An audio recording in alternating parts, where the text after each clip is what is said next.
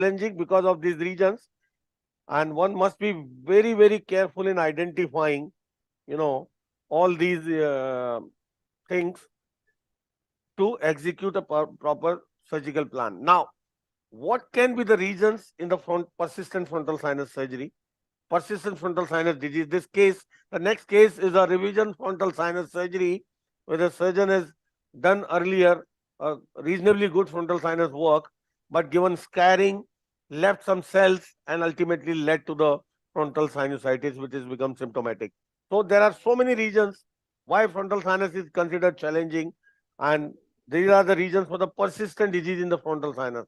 There could be because of the inadequate, information on the radiology, or not proper reading the radiology dynamically, three-dimensionally. One can miss the cell, miss the, sometimes you get a imaging only a single printout.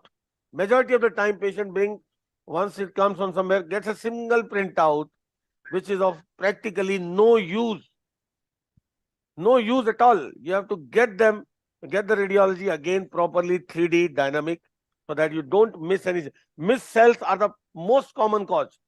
You have done a good frontal sinus work, left lot of cell partitions leading to fibrosis and blockage. That's what you will see in this particular case.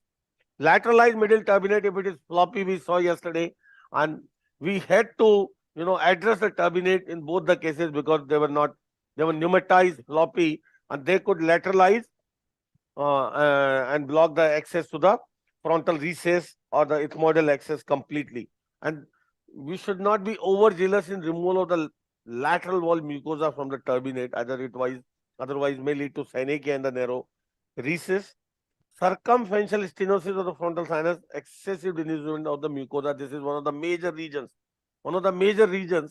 So while working in the frontal sinus, I was showing you again and again yesterday, while showing the beak and everything, the mucosa is intact. Because you have to leave intact. If you leave a lot of raw areas, can lead to fibrosis, crusting, and there's a good, background for the synechia to form, and can expose the bone, which may get infected because of the ongoing inflammation and can lead to osteitis. One of the major reasons for the osteitis, we discussed yesterday osteitis, one of the major reasons besides the ongoing inflammation is the revision surgery, exposing the bone, leading to inflammation of the bone, and that is one of the major reason is persistent osteitis. So these are the major causes, need to be individually, thoroughly assessed in every case when you are dealing with the frontal sinus. So what can you do in those situations, difficult situations? The challenge in the frontal sinus is, once you work over there, this beak, you need an angle scope, angled instrument, and the biggest obstacle to go inside is this beak. And to overcome this, there are various procedures described, and I am going to show you all draft. Type 1 I had shown yesterday. Type 2 and 3 I am going to show today. Type 1 is simple. You remove all the cells below the beak and making in continuity with the frontal sinus. See, this is type 1. No cells are left below the level of the frontal sinus. You are not supposed to remove the beak, but all cells removed. Draft 2 is removal of the ipsilateral floor of the frontal sinus, making it draining right into the nasal cavity, sort of marsupialization, ipsilateral. People have divided for their convenience into A and B, where the A is the medial limit, turbinate, and for the B, medial limit is nasal septum or intersinus septum. That is, we'll discuss during surgery in detail that. Under type 3, or the draft type 3 is modified Lothrop, where you do both sides draft 2 along with removal of the upper part of the septum and intersinus septum, and drain both the frontal sinuses entirely endoscopically into the nasal cavity. It's a sort of complete marsupialization of the frontal sinus. So this is, a modified procedure which Lothrop described 100 years back, more than 100 years back, by external approach, removing the floor of the both frontal sinuses with removal of the intersinus septum, upper part of the septum, all frontal sinuses directly draining into the nasal cavity. That was the Lothrop described, and this is modified now endoscopically by draft and termed as draft 3. So this is all the terminology for these. So draft 3 is, we'll show today, you remove the complete floor of the frontal sinus, removal of the intersinus septum and an upper part of the septum, the entire septum, this is draining into the, nasal cavity. Now, due to certain regions, indications, these Lothrop procedures are further modified. Modified means when you don't have such extensive disease directing the need of complete draft 3 or modified Lothrop, with some limited disease on one side, you can modify your procedure accordingly. And we do it in a lot of cases according to the need. For example, quickly, what is modified subtotal Lothrop? Draft 2 on one side. If you have a far lateral disease, supraorbital cell which is not being accessible from the same side, you can do a septotomy and come from the opposite side to reach the far lateral area. Addition of the septotomy. And if you have a disease in the opposite frontal sinus also, which you don't want to, violate the opposite frontal recess, you remove the intersinus septum as well. So draft 2B with septotomy with removal of the intersinus septum, and you actually don't violate the opposite frontal recess. This is modified subtotal Lothrop. So what you are doing is, if the opposite opposite frontal recess is good, you can drain it from the opposite side, removing the disease on the opposite side where the disease size is done, and you can access far laterally through the septotomy. This is modified subtotal Lothrop. Hemilothrops is, you have a unilateral disease, don't need to remove the intersinus septum, but going far laterally, you need a septotomy. So draft 2 with septotomy and coming from the opposite nostril going far laterally is hemilothrops. Mini Lothrops is important condition, one everybody should know. This is a rescue procedure to prevent you, from difficulty. If somebody has done a, the frontal recess work earlier, which has led to some complication, also some orbital fat prolapse, lot of scarring, fibrosis, and we are not able to, not wanting to go into the same field for the persistent frontal disease, what you can do is avoid that.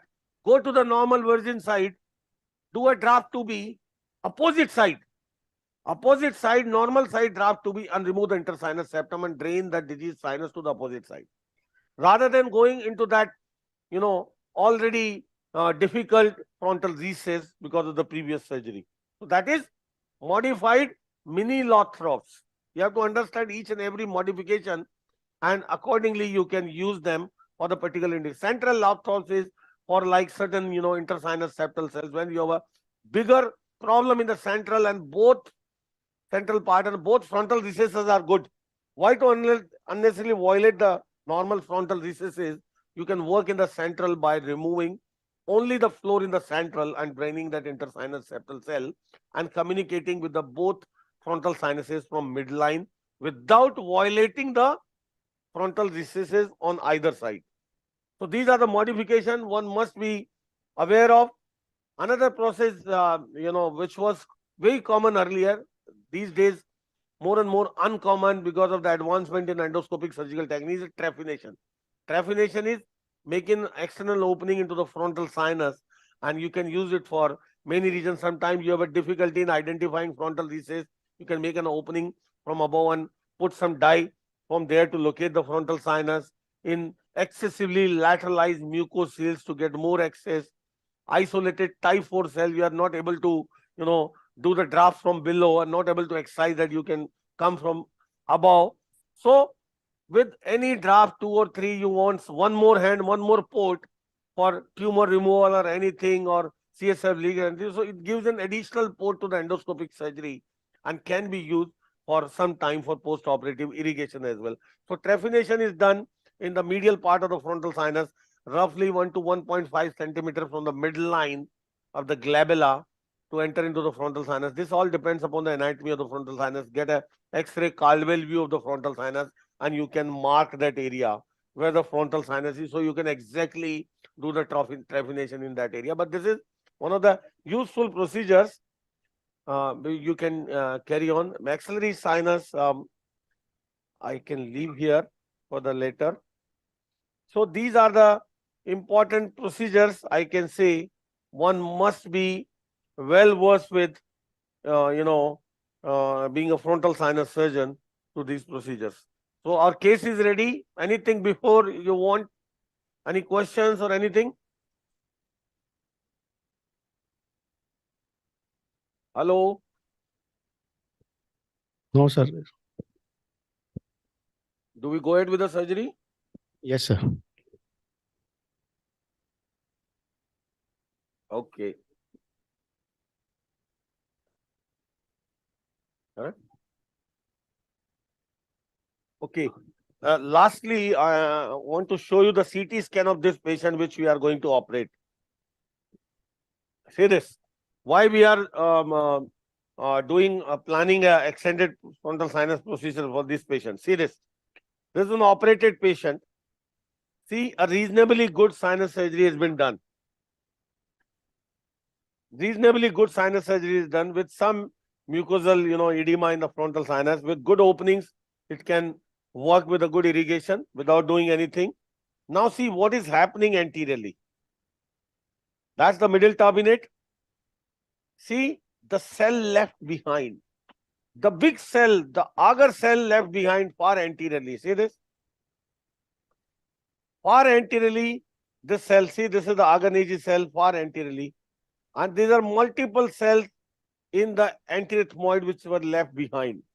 See this persistent cells. I told you the biggest reason for the revision surgery in the frontal recess is the persistent cell, then lateralization of the turbinate. These and the reason for the persistent cell is inadequate or poor radiology, you can say. So now see this. This cell is left behind. This is supraorbital cell, the big supraorbital cell. See this big supraorbital cell coming anteriorly. See this cell partition with the frontal sinus, not removed. This is the partition between the supraorbital and frontal. So lot many cell and the frontal sinus disease is persisting. So this is one of the most challenging situation, and this patient has a lot of scarring in the frontal recess. Now going back into the same field, see the orbital wall is intact, absolutely intact, no complications in the orbit. So what I have planned in this particular patient, so that, and here the mucosal disease, you can see the maxillary in all sizes, which requires eosinophilic disease, which require long-term irrigation as well. So now what you can do, options. You can go back and revise the frontal sinus surgery like we did previously. But in the area where already so much of scarring and persistent cells may give, further problems, may require further surgery if this patency doesn't remain for long in already disease frontal recess area. The definitive procedure is a draft 2 on this side. It is a classical example of a draft 2 procedure. If we need to go far laterally to visualize the supraorbital recess, if something warrants, I can add on a septotomy and go from the opposite side like that. See, that is adding on septotomy to come from opposite side like that. That is would be modified hemilothrobs. I'll do a superior septotomy here and come from here to the opposite side. That is addition to the draft 2B, and that will be a modified hemilothrobs in case required. Third thing,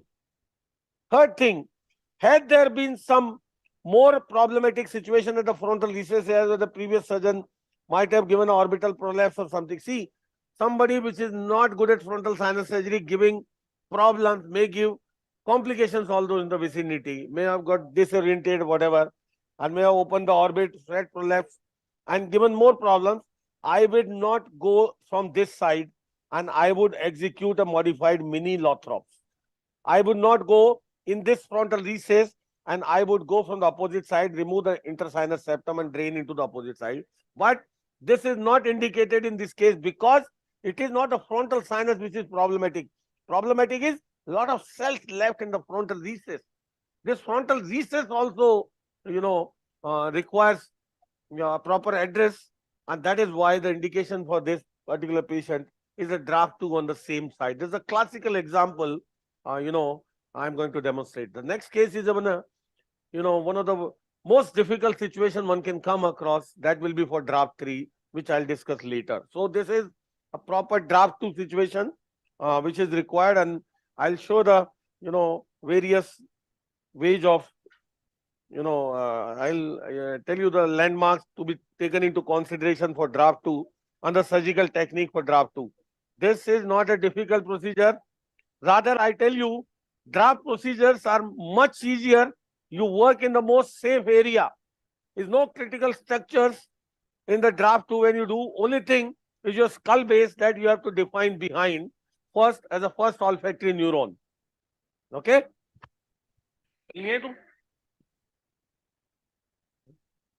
So, this will be a draft 2 procedure now.